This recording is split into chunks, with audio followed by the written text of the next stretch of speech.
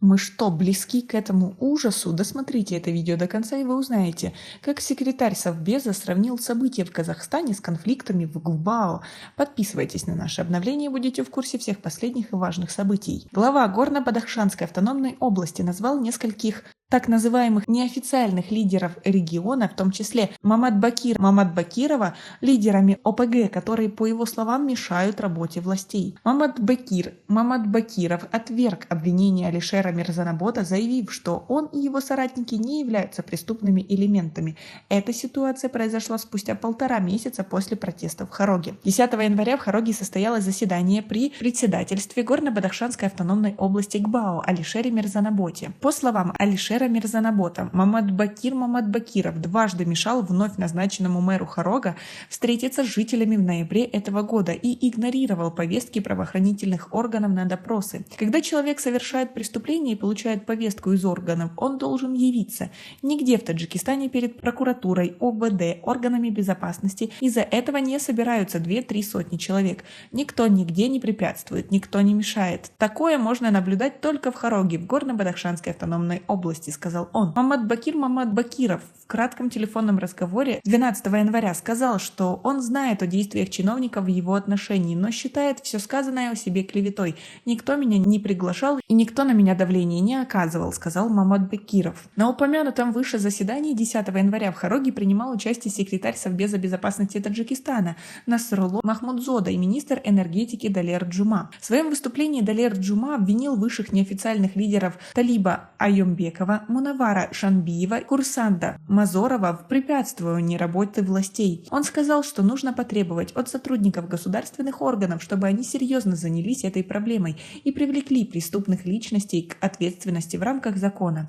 Узнать мнение Талиба Айомбекова и его соратников на эти сообщения не представилось возможным. Айомбеков пока не ответил на звонки корреспондентов. Однако гражданское общество Горного Бадахшана беспокоит то, что предыдущие конфликты в Хароге сравнивают с недавними событиями в Казахстане. Секретарь Совбеза безопасности Таджикистана Насрулло Махмудзода сделал аналогию беспорядков в Казахстане с событиями 2012, 2014, 2018 и ноября 2021 года в ГБАО, то есть вооруженное сопротивление, попытки захвата административных зданий и помещений правоохранительных органов, вырубка деревьев для блокирования улиц и дорог и убийство людей. События 25-28 ноября показали, что имело место вооруженное сопротивление сотрудникам правоохранительных органов. Пострадали 18 человек, в отношении 16 членов преступных групп возбуждены уголовные дела, отметил он. А как вы относитесь к такой позиции властей? И если они между собой договориться не могут, то чего они ждут от народа? Свои ответы напишите нам, пожалуйста, в комментарии. Представители так называемой комиссии 44, созданной сразу же после событий 25-28 ноября в Хароге,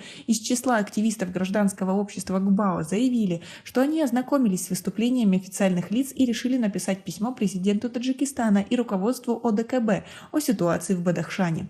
Нас беспокоит то, что на какой основе сравнивают события в Бадахшане с протестами в Казахстане, другой стране, говорит председатель этой группы Худжамри Пирназаров. Протесты в Хароге начались 25 ноября, после того, как во время задержания был убит житель Рошт-Скалинского района Гулбидин Зиобеков. В первоначальном заявлении властей по протестам ни о каких условиях не упоминалось, однако затем Хукумат Горно-Бадахшанской автономной области и Управление Министерства внутренних дел по ГБАО объявили о том, что лица, участвовавшие в 4-дневных акциях протестов в Хароге и при этом не совершившие других преступлений, не будут привлечены к ответственности.